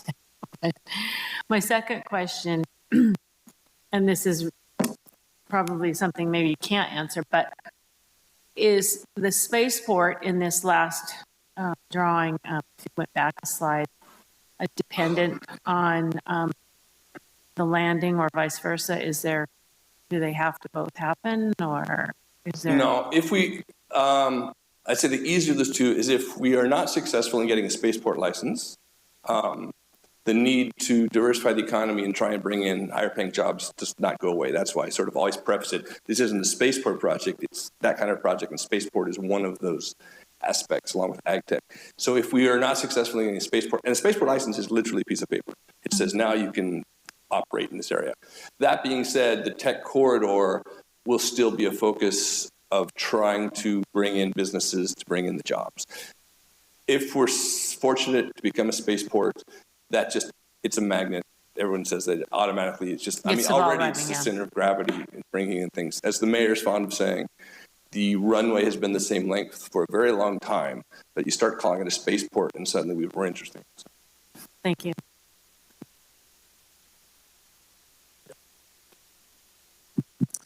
Thank you. So on the screen that's up on the one, could we bring up the one that has the overlay of the airport itself, the one that's on the right. There you go. Is there any significance to the 3101 runway being highlighted or parked, hashed out in red? Yeah, on that one, this was, and actually the airport manager is looking to have that modified. When they first, when Tartaglia first did this feasibility study, they blocked that out, and not knowing what type of a launch vehicle they would have, they would say this would have to be the area. It somewhere says in small print that that would have to be evacuated during a launch, which that's why they put it on that one, because there's no buildings over there. Okay. So, but not knowing what the launch vehicle is, they just said that's the radius, safety radius for something taking off. That would be a space plane. But that wasn't considering the actual size and nature of the craft we're looking at now. But that's what that is if we use that runway, then during the actual takeoff, there just couldn't be anything there. I think there's several people here that have experience in aviation. So, I mean, the runway selection is based on wind, direction, strength. So, yeah, for sure. And assuming they're allowed, the active runway is 19. So, the only reason you fly up that is the wind's strong enough over 5 knots and coming from a certain angle. So I don't really see that coming into play. But I had a question in terms of the blue. So the blue areas, because you just had mentioned, just curious, because I'm out there, I'm working on my pilot's license, so I'm out there all the time. What the hangars would be put in the blue areas with some of these companies that need to have launch vehicles? In theory, yeah, actually, Dawn Aerospace looked at a hangar that's already out there. I mean, it's not like, and that's sort of the idea is it's not like a land rush of suddenly all these things coming. There's not many of them. And one of the other companies, Wagner Star Industries, which is signed in LI, they're another space plane company, they gave us a business plan. And if they were operating here, they'd have it'd be like 20 people. So it's a small base. But right now they could operate out of existing space. Yeah, but that's just showing what we could do, just so that they know that you don't only have to go onto the private sector. There's space on city land. Okay, so as far as you know, and just from what I'm hearing, it wouldn't seem to me that there would have to be any reconfiguration of the existing runways. No, none whatsoever. And that's a very important point I think we're bringing up is whatever we do has to be complementary to what we have. The idea is we can't destabilize something just to replace with something else. Right. So whatever we do would have to work with it. In the case of that little craft from New Zealand, it's already licensed to fly like a craft in New Zealand. And so it just taxis out and takes off in between regular aircraft. And so there are ways away from getting that license here. But the idea would be it just basically would operate like a regular small craft.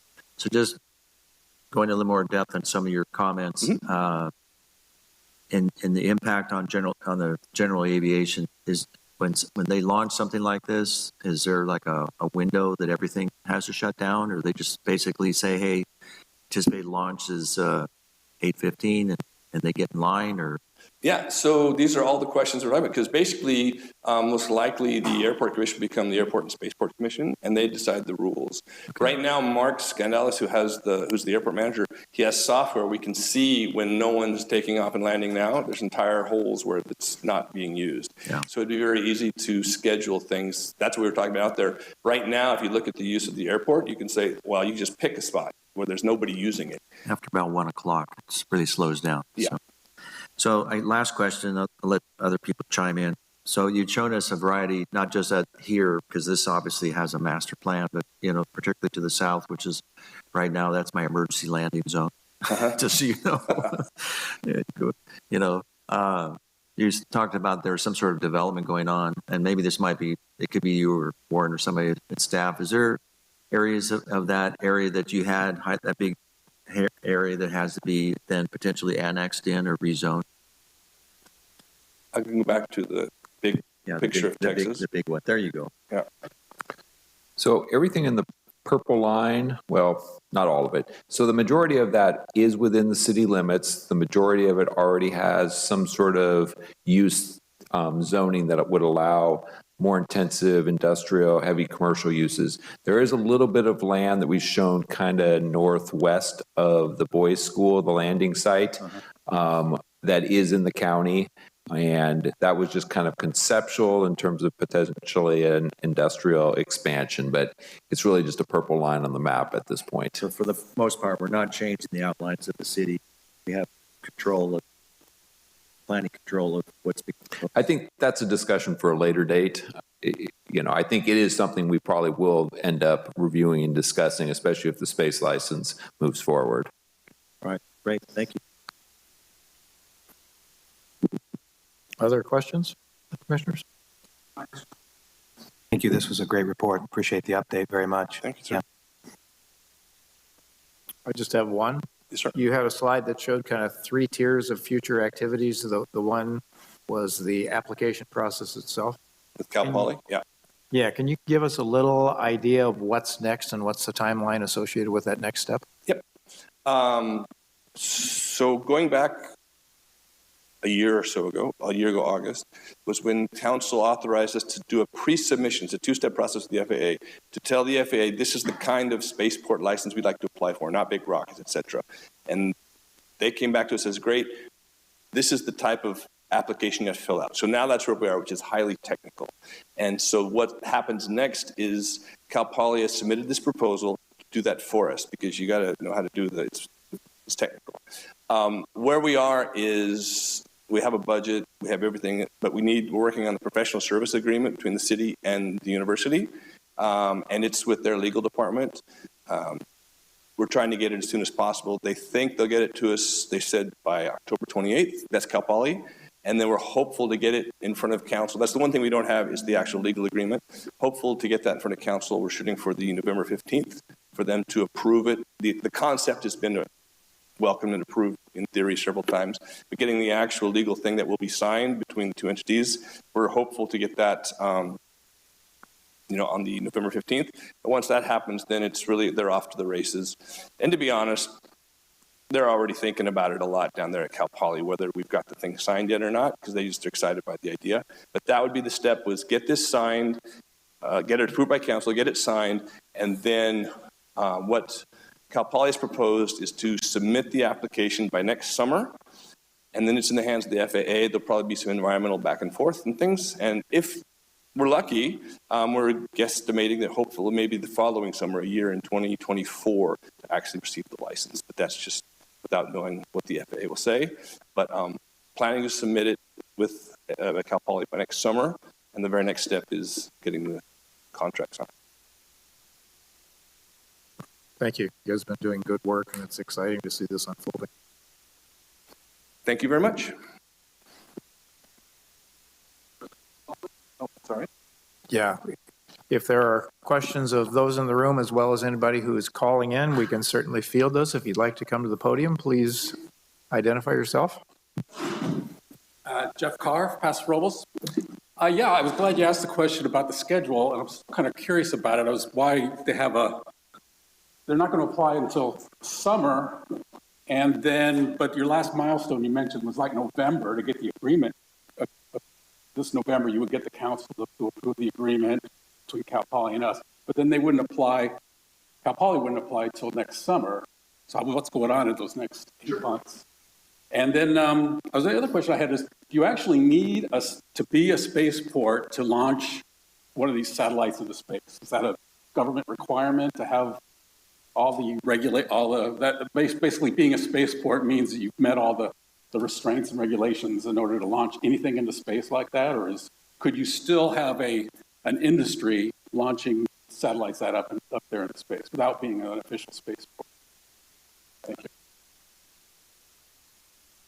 So the first is there's a lot, and if they get it done by next summer at Cal Poly, I've seen the report, it's really technical. So all those things you see listed, those are individual forms that are part of the packet of the application. So it's quite detailed.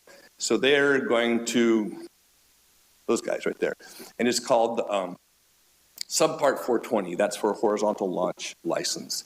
And there's just, if you're familiar with aviation, it's just very technical. You have to do with, where your path is and things like that. So that's what's going to take the time between now and hopefully submitting the application next summer. And then the FAA has it to review, and then they'll be back and forth. So that's the timeline to look for it.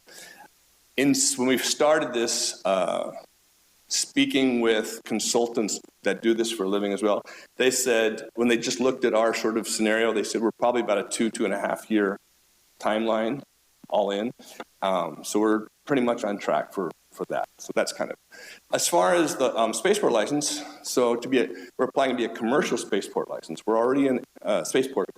A vehicle itself would have to be licensed. So we're sort of licensed to operate, but we don't, once a vehicle wants to operate, they would have to have their own FAA approval. Does that make sense? Much like if you're a license for an airport, but the aircraft using your airport have to have their own license. So it wouldn't be like you can launch anything. It means you can work with approved craft and vessels, but they themselves would have to be licensed and approved.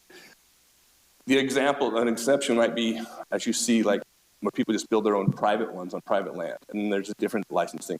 We are general aviation, and that's the good example I look at is Ellington is a general aviation airport in Texas, and when you look at how they get spaceport licenses that overlay with their activities, another one is Huntsville, Alabama, is an international commercial airport, and they have United and American and all stuff. So they sort of get a spaceport license, which would just integrate with what they normally do, and then you work on the timing of when things fly in and out. Does that make sense? Does that answer? Okay, cool. Yeah, thanks again, Paul. Are there any callers with questions? There's no callers. Okay. Anybody else in the room have a question? Okay. Thank you, Paul. Appreciate your time and efforts on this and bringing us up to speed. All right, we will move on. Our next item is the consent calendar. We didn't have any minutes in the packet this time, so there's nothing to address. We did not have any ready now. That's a rarity. All right, we'll move on to other reports. We have a few of those. The first is the Paso Robles Streetscape Ad Hoc Committee report. You want to summarize this, Warren? Yeah, I'll give a quick update, and then if any of the commissioners that attended the charrette want to jump in. So the Paso Robles Street Ad Hoc Committee has been meeting for the last year or so, talking about ideas about how to reimagine Paso Robles Street as a major gateway entry into the downtown area. So we had kind of a design brainstorming session, otherwise known as a design charrette, that was held on September 29th. We set up here for the afternoon in the council chambers, had staff and the committee together to kind of brainstorm ideas. So here's just some highlights and slides of what we ended up kind of coming up with. Let me see if I can click through this quickly.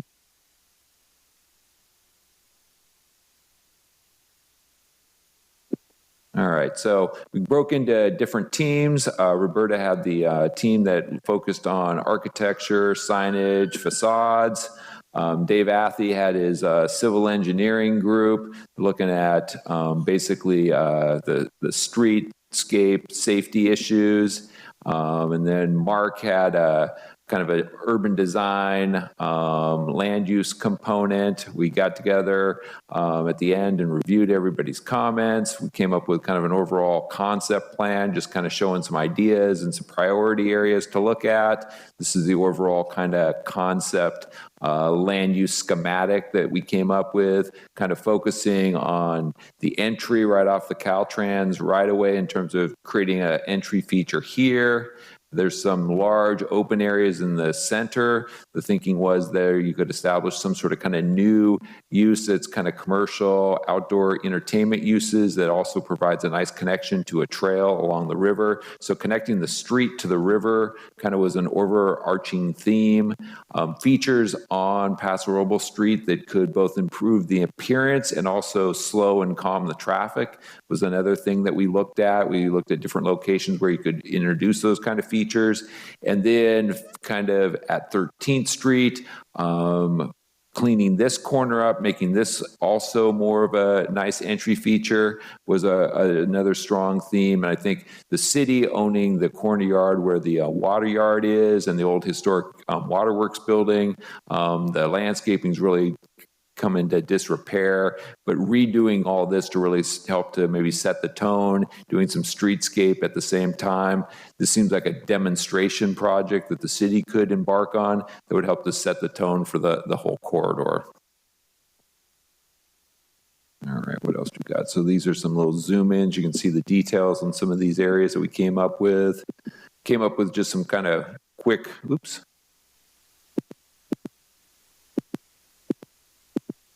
quick different sketch ideas of maybe what some of these areas could look like in the future.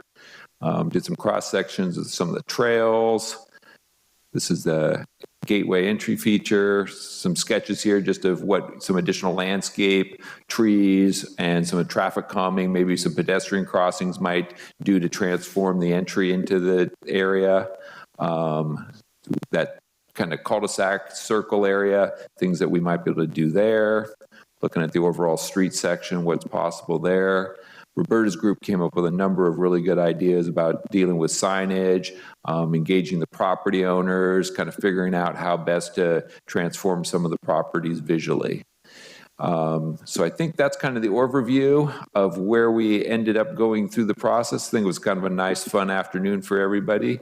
And we'll be meeting again soon. We're thinking about trying to schedule a meeting in the next week or two. That works for the ad hoc members to kind of fine tune, what came out of the charrette and then prepare ourselves probably for some sort of report back to council. Very good. Anything to add, Commissioner Kovacs? Commissioner Neal stopped by. No, again, I had to leave a little bit towards the end, but I think before that, Roberta, everybody involved did a great job. And I didn't realize we had quite the artist available to us that day as well. Some of these drawings are amazing. So no, it was a good day to put all these thoughts together, and I think it came out well.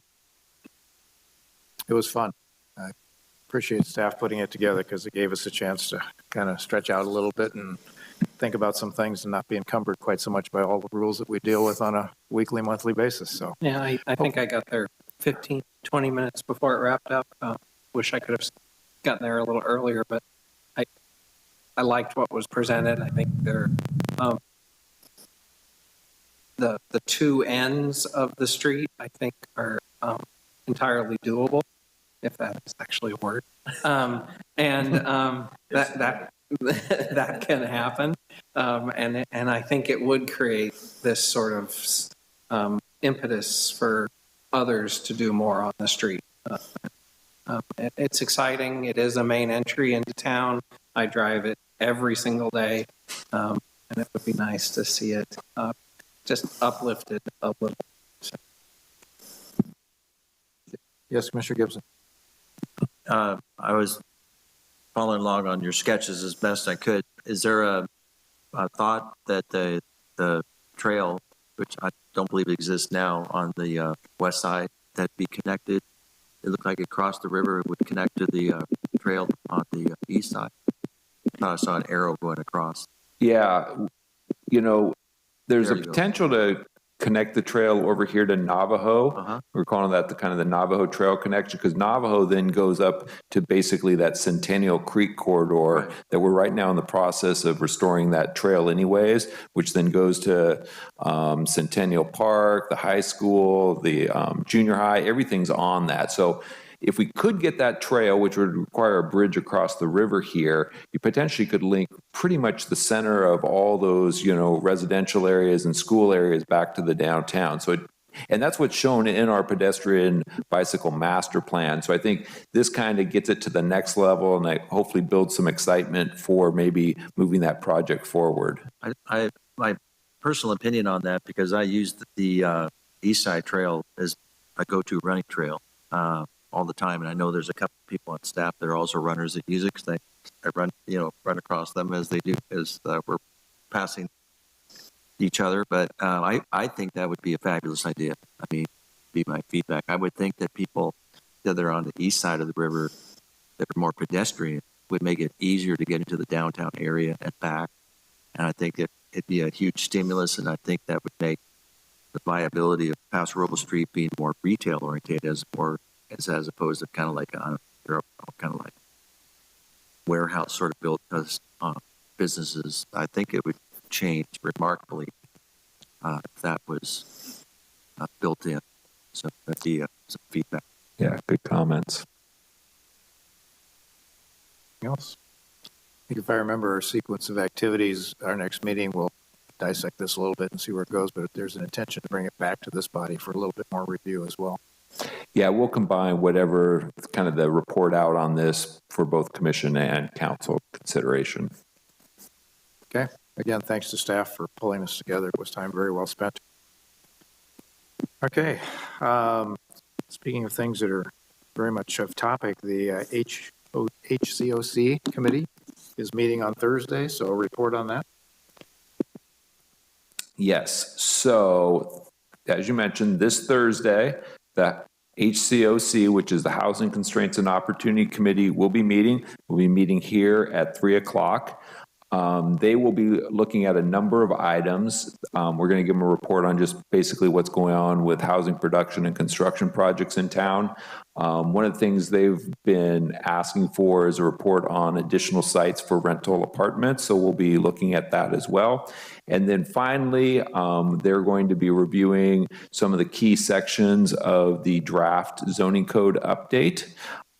So they're going to be getting a report from the consultant, and we're looking for their comments. We're scheduling the zoning code for your next planning commission meeting for review and direction. So we'll incorporate whatever comments come out of the HCOC for the planning commission's consideration as well.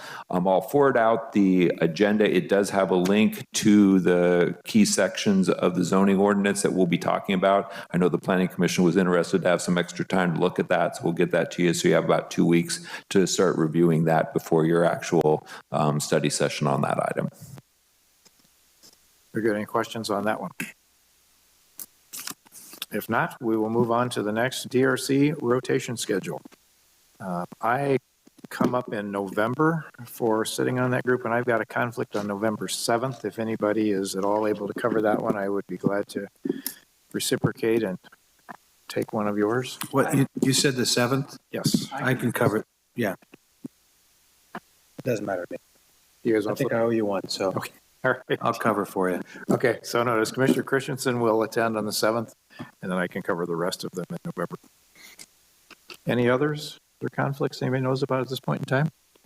All right, if not, we move on to the next item on our agenda, which is planning commissioners' comments. Opportunity for planning commissioners to comment on kind of anything that's on our minds. Who wants to start? Volunteers. Commissioner Gibson. I'll start just because I have to let people know. I'm going to be out of the area on vacation, which is kind of a rare to me because I'm a workaholic. But on the November 8th, I will be gone. So just make a note. Appreciate it. Okay. Staff will also note that. Commissioner Neal. Let's go to the other end. Commissioner Covarrubias. None, thank you. Commissioner Davis. Commissioner Christensen. I just wanted one comment. I really appreciated the update on the spaceport. That was very exciting. And thank you for putting that together. I think we've all been kind of waiting to hear something since we loved hearing about it before. So thank you for all that effort. That's it. Thank you. I have none to share this evening. So staff comments. Yeah, just a couple quick little update items. On DRC on Monday, there was 2 big projects that went through DRC. One was a new apartment complex on Rolling Hills and Creston Road. That's the Red Tail group that's doing that. They're the ones that have the project next to Food for Less under construction. So we got really good feedback from the DRC. That's going to move into environmental. Traffic's obviously the key issue there. And then we hope to add that back to the Planning Commission for consideration, hopefully around the end of the year. And then because lots of stuff is going on Nutwood, we also have a mini storage that's kind of between Sky River and the Peterbilt project. So that went through DRC as well. So that's another one that we're moving forward to a future agenda. So I think those are the 2 big projects that we just wanted you to be aware of. And I think that concludes my report. Darren, anything else? Okay, very good. Thank you. All right, we have one item left. Motion to adjourn. Anybody interested in offering such a motion? Commissioner Gibson moves to adjourn. Is there a second? I'll second. Second, Commissioner Covarrubias. All in favor, aye? Aye. Aye. We're done. Thank you.